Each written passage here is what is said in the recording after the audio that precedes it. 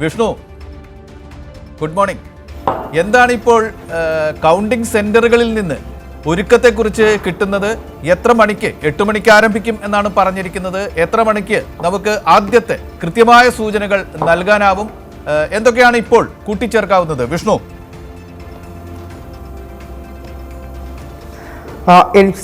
NPC തീർച്ചയായിട്ടും 8 മണിയോടുകൂടി തന്നെ കൗണ്ടിങ് ആരംഭിക്കും. ഇത്തവണ 46 കൗണ്ടിംഗ് സെൻറ്ററുകളാണ് ഒരുക്കിയിട്ടുള്ളത്. ഈ കൗണ്ടിംഗ് സെൻറ്റർ പിന്നിലേക്ക് തന്നെ വലിയ തലത്തിൽ സുരക്ഷാ ക്രമീകരണങ്ങൾ കൂടി ഇപ്പോൾ ഒരുക്കിയിട്ടുണ്ട്. 8 മണിക്ക് കൗണ്ടിംഗ് ആരംഭിക്കും. ആദ്യം പോസ്റ്റൽ ബാലറ്റുകളായിരിക്കും എണ്ണുക. എന്തായാലും ഒരു 8-9 മണിയോടുകൂടി തന്നെ നമുക്ക് ഏകദേശം ഒരു ആദ്യത്തെ ഒരു ട്രെൻഡിങ് നമുക്ക് മനസ്സിലാക്കാനും കഴിയും. എന്തായാലും ബീഹാറിൽ അധികാരത്തിൽ വരുമെന്ന വലിയ ആത്മവിശ്വാസം തന്നെയാണ് ഇരു മുന്നണികളും മുന്നോട്ട് വയ്ക്കുന്നത്. കാരണം ഇത്തവണ വലിയൊരു പോളിംഗ് ശതമാനമൊക്കെ ഇത്രത്തോളം ഉയർന്നത് അനുകൂലമാണ് എന്നൊരു കാര്യമാണ് ഇപ്പോൾ NDA മുന്നണിയായാലും അതോടൊപ്പം തന്നെ മഹാസഖ്യമായാലും അവകാശപ്പെടുന്നത്. NDA അവകാശപ്പെടുന്നത് 2020 ലഭിച്ചതിനേക്കാൾ വലിയ ഭൂരിപക്ഷത്തിൽ ഇത്തവണ അധികാരത്തിൽ വരുമെന്നതാണ്.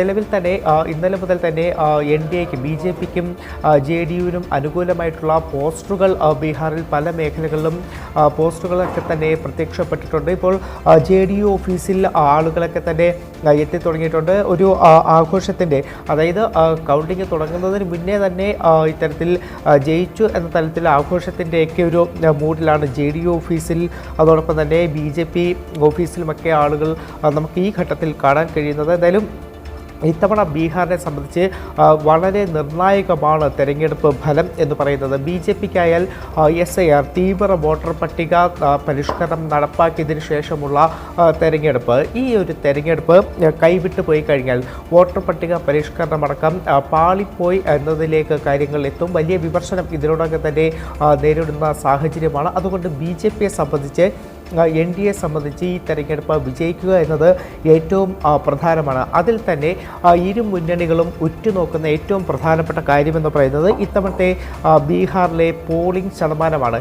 ബീഹാർ ഇതുവരെ കാണാത്ത ഒരു പോളിംഗ് ശതമാനമാണ് ഇത്തവണ ബീഹാറിൽ ഉണ്ടായിരിക്കുന്നത്. കഴിഞ്ഞ 2020 തെരഞ്ഞെടുപ്പ് കമ്പയർ ചെയ്ത് നോക്കിക്കഴിഞ്ഞാൽ പോളിംഗ് ശതമാനത്തിലൊരു വർധനവുണ്ടായിരിക്കുന്നത് 9.62% ഒരു പോളിംഗ് വർധനവാണ് ഉണ്ടായിരിക്കുന്നത്. ഇത്തവണ ആകെ ആദ്യ 2 ഘട്ടങ്ങളും കൂടി എടുത്തു കഴിഞ്ഞാൽ 66.19% പോളിംഗ് ആണ് രേഖപ്പെടുത്തിയത്. അതിൽ തന്നെ വനിതകളുടെ വോട്ടിംഗ് ശതമാനം വളരെയധികം ഇത്തവണ കൂടിയിട്ടുണ്ട്. 71.6% പോളിംഗ് ആണ് വനിതകളുടെ പോളിംഗ് രേഖപ്പെടുത്തിയിരിക്കുന്നത്. പുരുഷ വോട്ടിംഗ് ശതമാനം എന്ന് പറയുന്നത് 62.8%. അപ്പോൾ ഈ 3.5 കോടി വരുന്ന വനിതാ വോട്ടർമാർ ആർക്ക് അനുകൂലമായിട്ടാണ് ഒരു വോട്ടിംഗ് നടത്തിയത് എന്നത് ഈ ബീഹാർ തെരഞ്ഞെടുപ്പിൽ വളരെ നിർണായകമാകുന്ന ഒരു ഘടകമായി മാറും. അതോടൊപ്പമാണ് ഇത്തവണ ബീഹാറിൽ ഒരു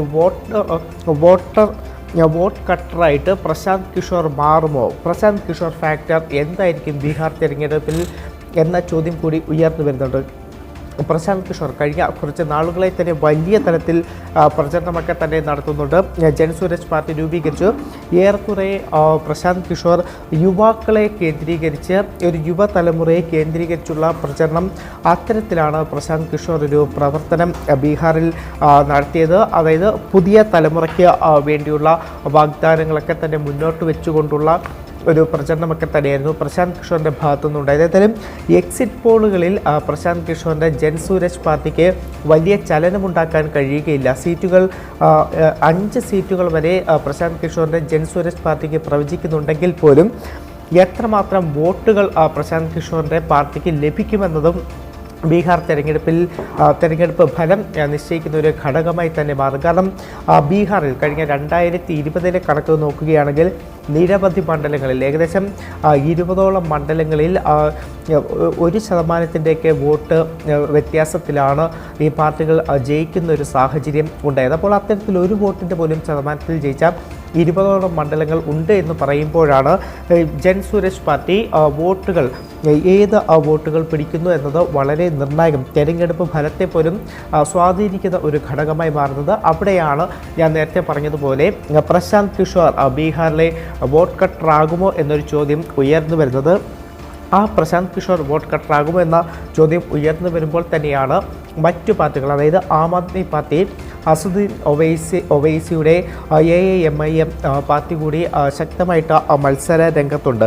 പ്രത്യേകിച്ച് ഒവൈസിയുടെ പാർട്ടിക്ക് ഒരു മേൽക്കൈ വരുന്ന മേഖല എന്ന് പറയുന്നത് സീമാഞ്ചൽ മേഖലയാണ്. ഇത്തവണ ഒവൈസി കഴിഞ്ഞ തവണ 2020 കൂടുതൽ സീറ്റുകളിലാണ് മത്സരിക്കുകയും ചെയ്യുന്നത്. ഇതൊക്കെ തന്നെ ഒരു ഡിവിഷൻ മഹാസഖ്യത്തിൻ്റെ വോട്ടുകളിൽ ഉണ്ടാകുമെന്നുള്ള ചില കണക്കുകൂട്ടലുകൾ തന്നെയാണ് ഈ ഒരു ഘട്ടത്തിൽ പുറത്തു വരുന്നത്. അപ്പോൾ അതാണ് ഞാൻ നേരത്തെ പറഞ്ഞത്, ബീഹാറിൽ 20ഓളം മണ്ഡലങ്ങൾ 1% വോട്ടിൻ്റെ മാത്രം വ്യത്യാസത്തിൽ പോയ പല മണ്ഡലങ്ങളുണ്ട്. അതായത് 200 മുതൽ 1000, 1500 അത്രത്തോളം വോട്ടുകളുടെ വ്യത്യാസത്തിൽ ജയിച്ച പല മണ്ഡലങ്ങളുണ്ട്. അപ്പോൾ അവിടെയൊക്കെ തന്നെ ഇത്തരത്തിൽ ഈ വോട്ട് കട്ടർ ഒരു സ്വഭാവത്തിലേക്ക് വന്നു കഴിഞ്ഞാൽ, ഡിവിഷൻ വന്നു കഴിഞ്ഞാൽ അവിടത്തേക്ക് ഫലത്തെ വലിയ രീതിയിൽ ബാധിക്കുന്ന മേഖലകളാണ്. പ്രത്യേകിച്ച് ഈ സീമാഞ്ചൽ മേഖല, വടക്കിഴക്കൻ ബീഹാറിലെ സീമാഞ്ചൽ മേഖലയിൽ ഒരു മുസ്ലിം ഭൂരിപക്ഷ മേഖലയാണ്.